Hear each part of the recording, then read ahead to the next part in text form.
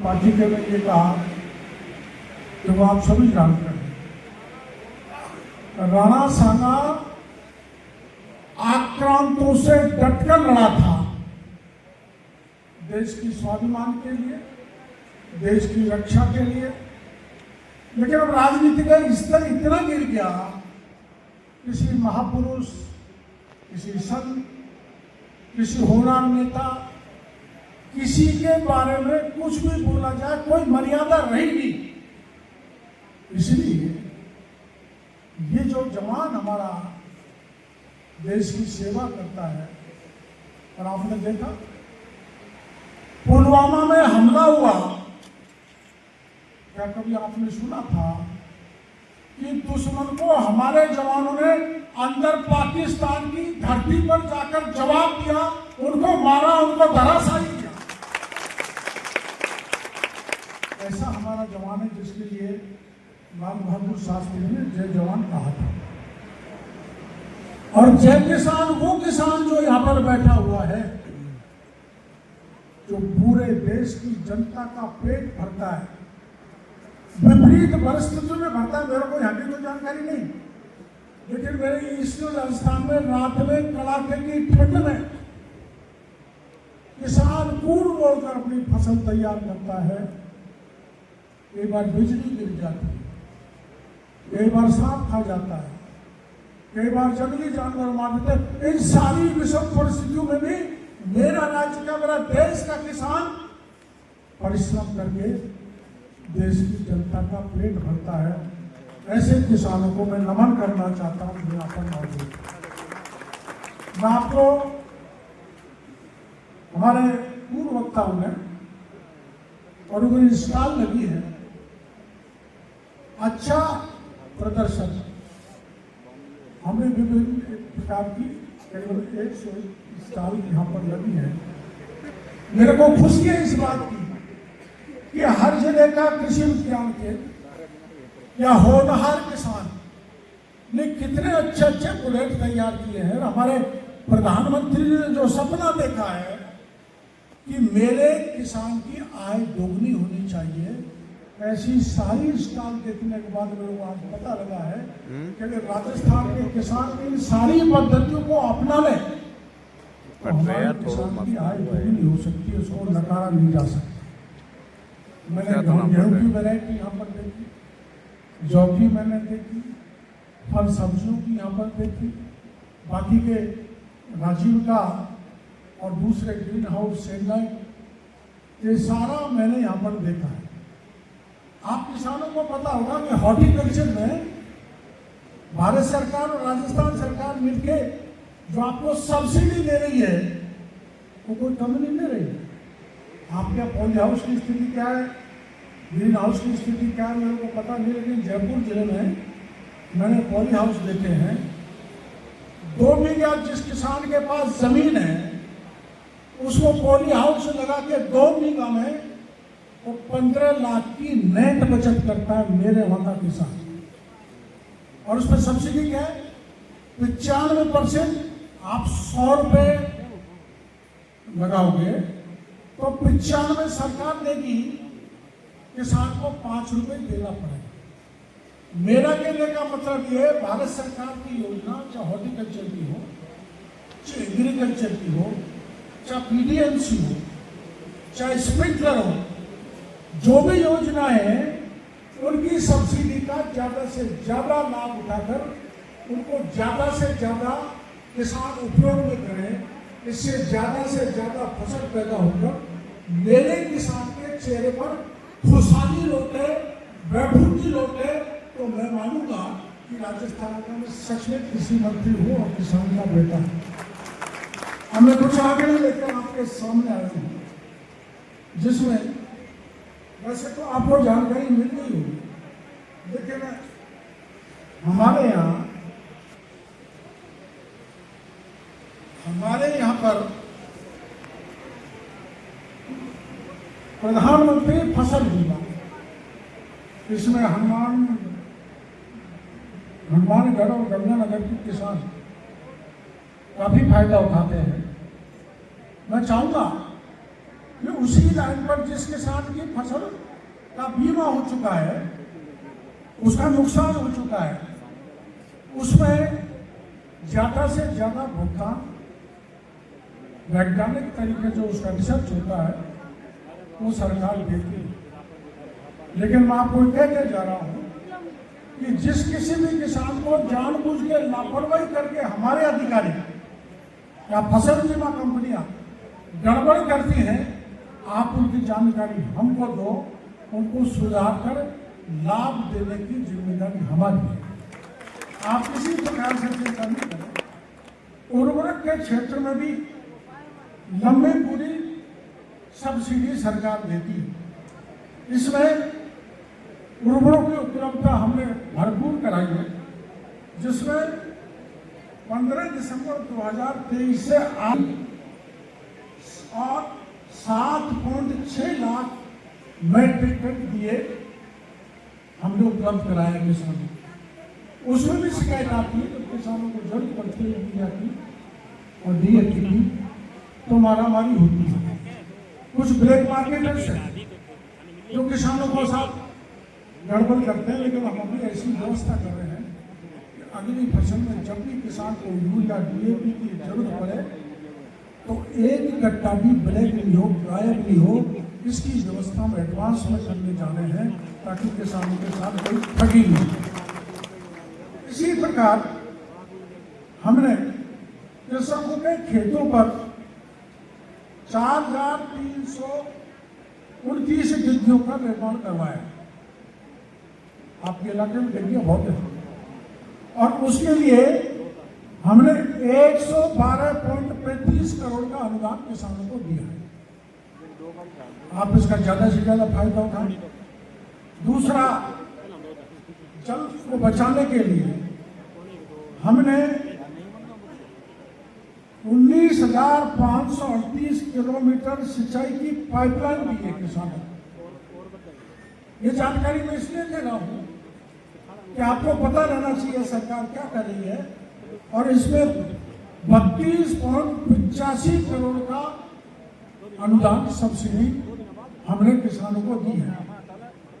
आगामी बजट में मैं किसानों को कहना चाहता हूं कि जिनको इस योजना का फायदा नहीं मिला हो, हमने 25-26 में ये तय किया है कि हम 25,000 भाव पौने किसानों को देंगे। 25,000, 10,000 डिग्गी, 10,000 डिग्गी तथा 20,000 किलोमीटर सिंचाई की पाइपलाइन हम सब्सिडी पर किसानों को देने वाले हैं। ऐसे ही सूक्ष्म सिंचाई के क्षेत्र में राज्य में अब तक लगभग 23 लाख हेक्टेयर क्षेत्रफल में सूक्ष्म सिंचाई संयंत्रों की स्थापना की गई है। ये कुल सिंचाई का 25% भाग को कवर करती है। अब हम इसमें सरकार ने अब तक 2.65 लाख हेक्टेयर क्षेत्रफल में सूक्ष्म संयंत्रों के लिए 605.14 करोड़ की सब्सिडी हमने किसानों को दी है। तारबंदी, जंगली जानवर जो अपनी फसल को नुकसान कर देते हैं, उनसे बचाने के लिए हमने 227.52 करोड़ का अनुदान दिया है। यहाँ के किसान उसका फायदा उठा रहे कि नहीं उठा रहे, मैं इसकी जानकारी लूंगा और आपको आह्वान करना चाहूंगा कि आप इस योजना का फायदा उठाएं। कृषि संयंत्र में अब तक हमने 163.9 करोड़ का अनुदान दिया, छूट दिया, सब्सिडी दी है, और पौध संरक्षण यंत्रों के लिए 1.6 करोड़ का अनुदान हमने किसानों को दिया है। एक है CSC, कस्टमर हायरिंग सेंटर, जो किसानों के लिए बहुत महत्वपूर्ण है, अति आवश्यक है।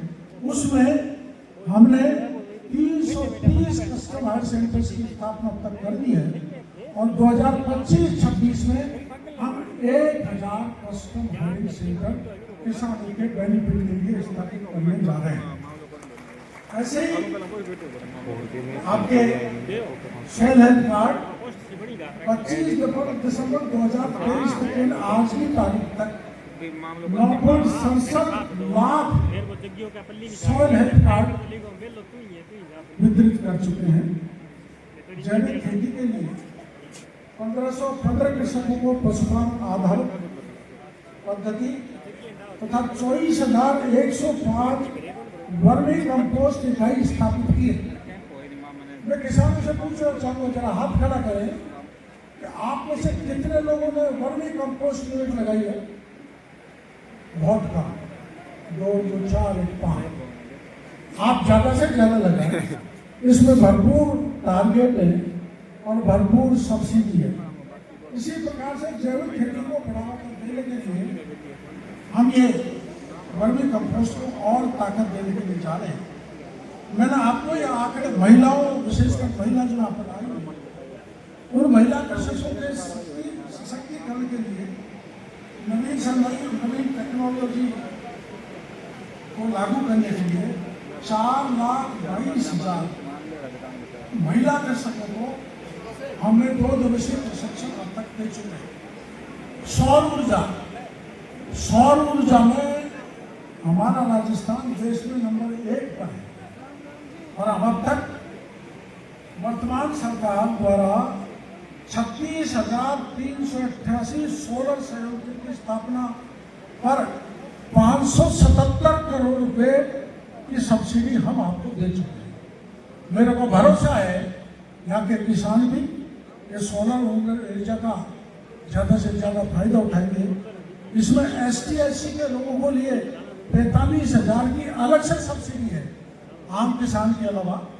और इस ढंग से जो प्रोटेक्टेड और कल्टीवेशन है उसमें ग्रीन हाउस, पॉली हाउस, सैगनेट हाउस, टोटल के लिए 151.41 करोड़ का अनुदान अब तक किसानों को दिया जा चुका है।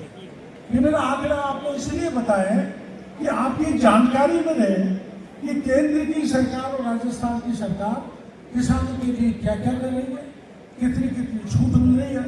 आप में छूटों का ज़्यादा से ज़्यादा फायदा होता है। और मैं आपको ये भी कहते जाना चाहता हूँ, चाहे फर्टिलाइजर हो, चाहे सीड हो, चाहे प्रधानमंत्री फसल बीमा योजना हो, चाहे सैगनेट हो, चाहे किसी प्रकार की केंद्र और राज्य की जो योजना जो किसानों तक पहुँचनी चाहिए, उसमें किसी भी प्रकार की शिकायत आपकी हो तो मेरे पास पहुँचाए। मैं आपको भरोसा देना चाहता हूँ, जो भी गड़बड़ करेगा, जो भी अधिकारी, एजेंट, फर्म उसको गड़बड़ नहीं करने देंगे। आपकी सेवा में हम सतत लगे हैं, सतत सेवा करेंगे। आप आगे बढ़ो, आप आगे बढ़ोगे तो मेरा राजस्थान आगे बढ़ेगा, और मेरा राजस्थान आगे बढ़ेगा तो मेरा देश परम वैभव पर पहुंचकर विश्व पटल पर हमारा नाम ऊंचा होगा। इन्हीं शब्दों के साथ मैं आप सभी किसान भाइयों का बहुत बहुत आभार प्रदर्शन करना चाहता हूँ, धन्यवाद देना चाहता हूँ। राम राम साहब, बहुत बहुत धन्यवाद। हमारे आज के कार्यक्रम के मुख्य अतिथि डॉक्टर शिवराज मीणा साहब, माननीय कृषि मंत्री राजस्थान सरकार जयपुर, आपने बहुत सारे संबोधन दिया। और अब हमारे आज के कार्यक्रम के अध्यक्ष माननीय कुलपति महोदय, जो अपने किसान भाई हैं, फसल समिति को पुरस्कार अर्पण करते हैं सर, आज जो शस्य फसल प्रतियोगिता हुई, उनमें गेहूं के लिए जो पुरस्कार दिया जा रहा है वो तृतीय स्थान पर है लालचंद सैनी सन ऑफ मूलचंद जी सैनी, भोमपुरा झुंझुनू।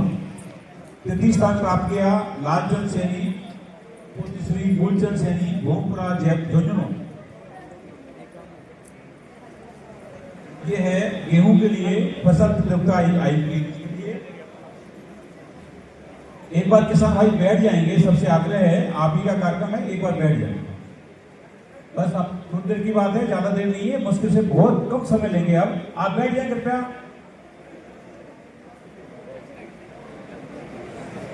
सभी किसान भाई बहनों से निवेदन है कि 10 मिनट में कालबेलिया नृत्य आप लोगों के लिए प्रस्तुत करने जोधपुर से कालबेलिया नृत्य की टीम आई है। आप लोग कालबेलिया नृत्य देख के फिर जाएं। जल्दी से जल्दी कालबेलिया नृत्य भी प्रस्तुत होने जा रहा है। आप बहनों के लिए ही वो रखा गया है, आप लोग यहाँ से जाए नहीं। हाँ जी, कालबेलिया नृत्य जल्दी ही प्रस्तुत होने जा रहा है। आप लोग चलिए सब बैठ जाएंगे। अब आप डांस देख के जाएं। हमारा कालबेलिया जो राजस्थानी परंपरा का नृत्य है, राजस्थान का नृत्य है कालबेलिया। आप बैठ जाएं प्लीज, सब बैठ गए, उत्साह दें, पूरा देख करके जाएं। 5 मिनट की बात है, 5 मिनट की बात है, बैठ जाइए, कृपया बैठ